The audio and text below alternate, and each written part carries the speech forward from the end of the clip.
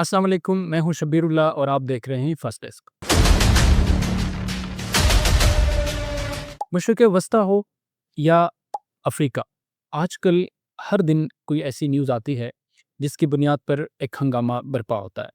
इसी तरह 26 दिसंबर को इज़राइल ने सोमालीलैंड को बतौर रियासत रिकग्नाइज़ करके इस ख़ित्ते को मुकम्मल तौर पर एक नए हैजान बर्पा किया और एक नए हैजान में मुब्तला कर दिया। हुआ कुछ यूँ है कि सोमालीलैंड एक ऐसा ब्रेक अवे एरिया था मेनलैंड सोमालिया का, जो तकरीबन 3 दिहाइयों से इसका मुंतज़र था कि दुनिया की कोई रियासत या यूएन मेंबर्स में से कोई इसे बतौर रियासत तस्लीम करे। लेकिन ऐसा हुआ उस दिन जब इज़राइल ने इसको बतौर रियासत तस्लीम किया। इससे पहले कभी किसी रियासत ने इसको बतौर न्यू स्टेट के तौर पे रिकग्नाइज़ नहीं किया था। अब इसकी ज़रा अगर आप बैकग्राउंड में चले जाएँ, तो सोमालिया की तारीख़ भी इसी तरह कॉलोनियल एरा से जाके मिलती है। कॉलोनियल मास्टर्स ने जिस तरह पूरी दुनिया के ऊपर राज किया और अपने इल्लेजिटिमेट पावर को यूटिलाइज़ किया, इसी तरह सोमालिया को भी 3 मुख्तलिफ कॉलोनियल पावर्स ने अपने नौ आबादियाती निज़ाम के तहत चलाने की कोशिश की और इस पर तसल्लुत भी जमाए रखा।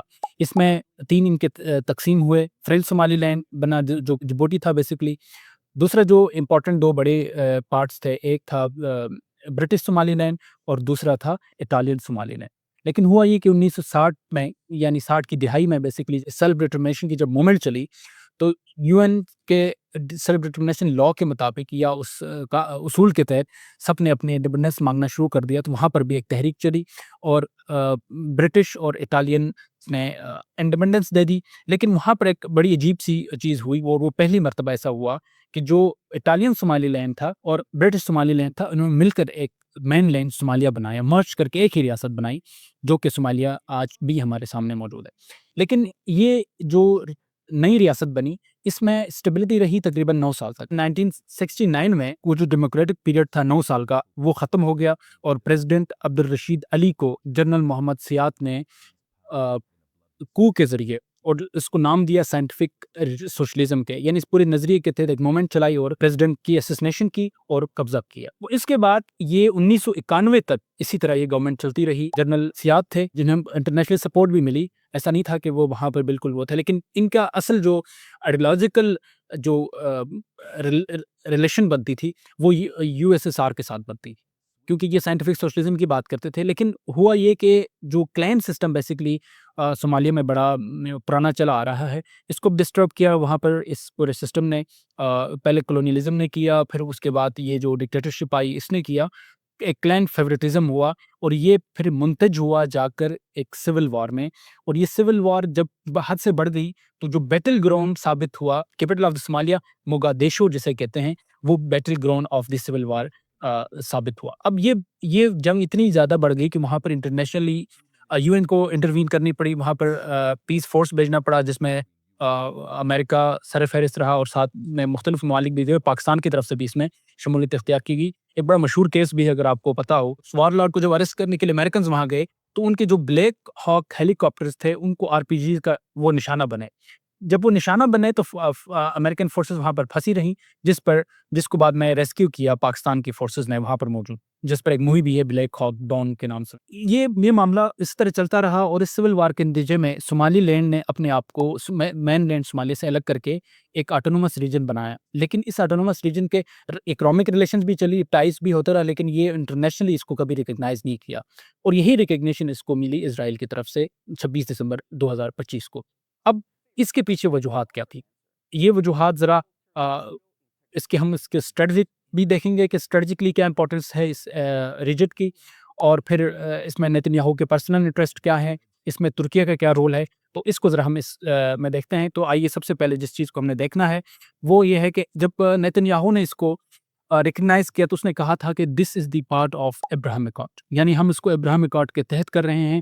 और अब्राहम अकॉर्ड को आपको पता है कि इसमें ये था कि जो भी अरब स्टेट हैं वो अपने रिलेशंस को नॉर्मलाइज़ करेंगे विद इज़राइल। इसमें सबसे पहले जिस स्टेट ने रिकग्नाइज़ किया था, अरब स्टेट ने, 15 सितंबर 2020 में, वो यूएई था। अब यूएई के इधर बड़ा इंपॉर्टेंट एक रोल है जो मैं आगे जाके आपको बताऊंगा। नेतन्याहू ने जब ये कहा कि अब्राहम अकॉर्ड्स के तहत मैं ये कर रहा हूँ, ये जो सोमालीलैंड की रिकग्निशन है, basically this is sort of giving legality to the Abraham accord लेकिन इसमें एक बड़ा इंपॉर्टेंट पॉइंट है, वो ये है कि Somaliland is not a state, not a sovereign state recognised by UN and then other states. ये ज़ाहिर बात है स्टेट की जो डेफिनिशन है मॉडर्न एक्ट, जिसमें ये बात पूरी नहीं होती कि इंटरनेशनल रिकॉग्निशन ना मिले तो स्टेट ही नहीं कहलाता।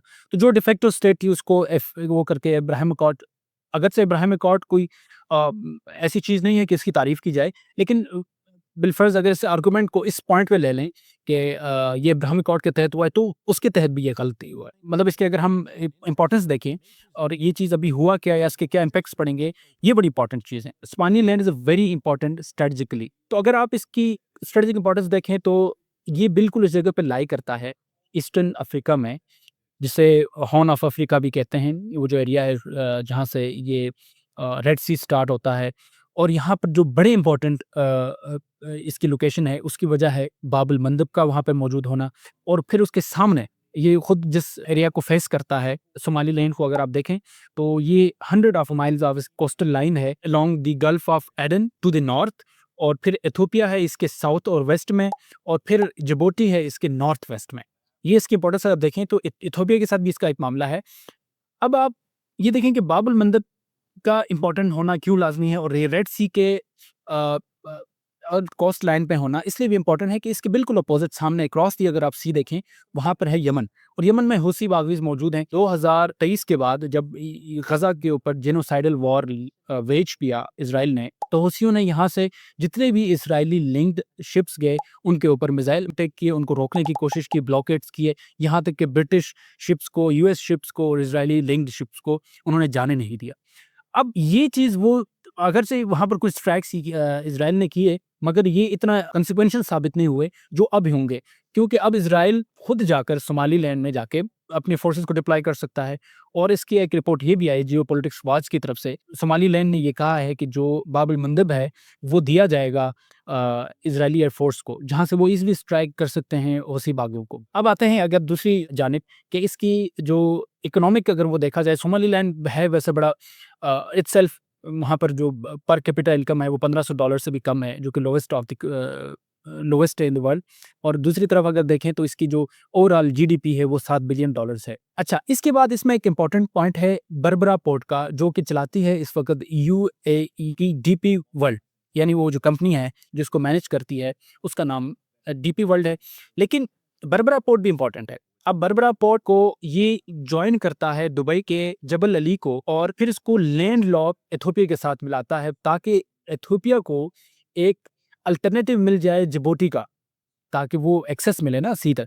ये वो चीज़ें हैं जो इन तमाम इश्यूज़ को ज़्यादा वहाँ की जियोपॉलिटिक्स को, जियो स्ट्रैटेजिक इम्पोर्टेंस को बढ़ाती हैं सोमालीलैंड के। अच्छा, इसके बाद अगर आप देखें तो ये जो इम्पैक्ट है इसका, यानी जो इस रिकग्निशन का इज़राइल का, इसका इम्पैक्ट इसलिए भी ज़्यादा है कि ये ट्रिगर करेगा अफ्रीका में जहाँ पे भी ये जो अलहदगी पसंद तहरीकें चल रही हैं, या अलहदगी पसंद जो इस तरह ऑटोनोमस रीजन्स बने हुए हैं। इसकी मिसाल आप ले लें तो नाइजीरिया में बियाफ्रा डिमांड किया जाएगा कि हमें अगर ये हुआ है तो हमें भी रिकॉग्नाइज़ किया जाए। इज़राइल ने इसको रिकॉग्नाइज़ किया है तो दुनिया हमें भी रिकॉग्नाइज़ करे।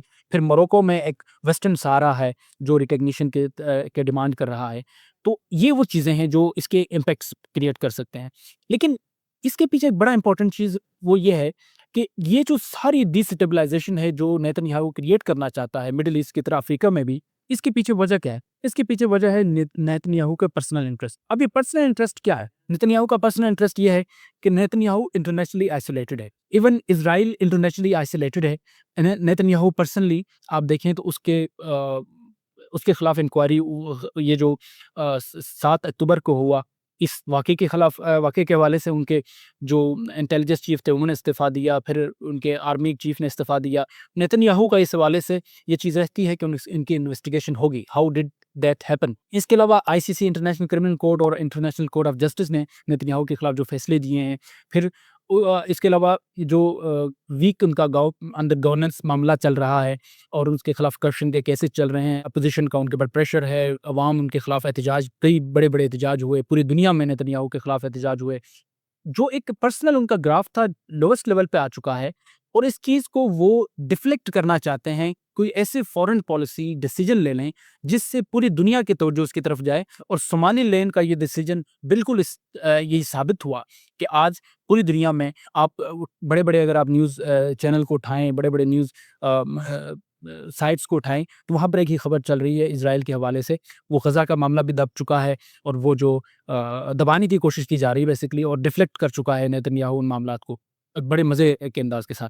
अच्छा, इसका एक एक और एंगल बड़ा इम्पोर्टेंट है, वो ये है कि जो ग़ज़ा में जो पीस प्लान है, इसके तहत एक बात चलाई थी कुछ रिपोर्ट्स के मुताबिक कि ये जो ग़ज़ा से कुछ वक़्त के लिए इनको रिलोकेट किया जाएगा ग़ज़न्स को far flung areas of Africa जिसमें सोमालीलैंड भी कंसंट्रेशन था।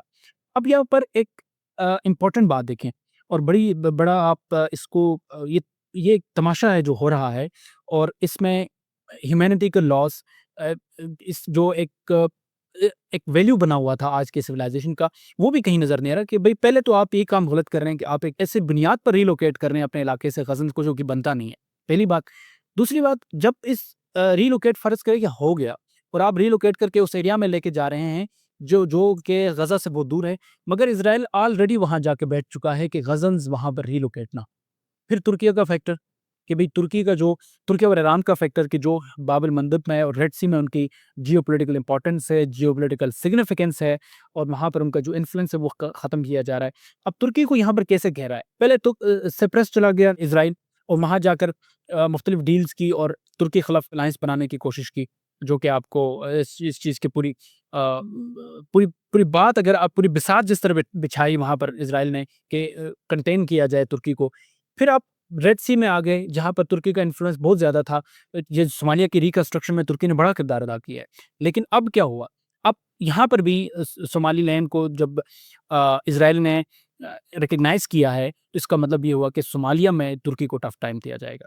ईरान के हवाले से जो यमन में ईरान का इन्फ्लुएंस था, जो बाब अल मंदब में या इस पूरे रेड सी में ईरान का इन्फ्लुएंस था, उसे भी अब काउंटर करने के लिए ऑन ग्राउंड वो बिसात जो है वो इज़राइल ने सोमालीलैंड में बिछाने की एक कोशिश की है। ये नाकाम होती है या कामयाब होती है, वो तो वक़्त बताएगा। इम्पैक्ट्स इसके बड़े हिंस किस्म के होंगे। Instability across the horn of Africa, ये बड़ा अनफॉर्चुनेट है कि वहाँ पर ये चीज़ अब स्टार्ट हो जाएगी क्योंकि वहाँ पर क्लैन सिस्टम है और सोमालिया बिल्कुल इसको एक्सेप्ट नहीं कर रहा।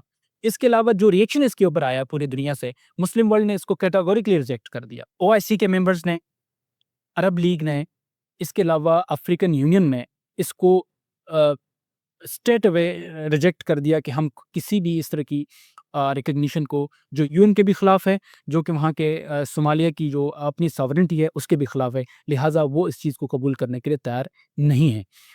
ये जो रिएक्शन है पूरी दुनिया का, ये भी बड़ा इम्पोर्टेंट था। जैसे कि इसको एक एनालॉजी भी बनाई नेतन्याहू ने कि जो ग़ज़ा पैलेस्टाइन स्टेट की एक्सेप्टेंस बढ़ती जा रही थी। तकरीबन 157 ममालिक ने पैलेस्टाइन को एज़ अ स्टेट एक्सेप्ट किया और ये तकरीबन 81% बनती है यूएन के मेंबर्स की। अब आप इसी को भी एनालॉजी बनाकर इस चीज़ को बराबर करने के लिए कि चलें जो वहाँ पर अगर आइसोलेट हो रहा है इज़राइल, तो इधर इस तरह के फॉरेन पॉलिसी डिसीजन जो कि फॉरेन पॉलिसी डिसीजन से भी ज़्यादा पॉलिटिकल मैनूवरिंग है, वहाँ का ऑलरेडी फ्रेजाइल जो पीस सिस्टम था उसको मज़ीद डिस्टर्ब किया और नेतन्याहू ने अपना जो एक ख़ास किस्म का तरीक़ाकार है जियोपॉलिटिक्स के साथ छेड़ने का, जियोपॉलिटिक्स करने का, इस पूरे मामले में अगर आप देखें तो ये एक अफ़्रीका को डिस्टेबलाइज़ करने की एक नई कोशिश है। मिडल ईस्ट को डिस्टेबलाइज़ कर दिया गया है, अब अफ़्रीका की बारी है जो कि अब बढ़ता जा रहा है। Thank you.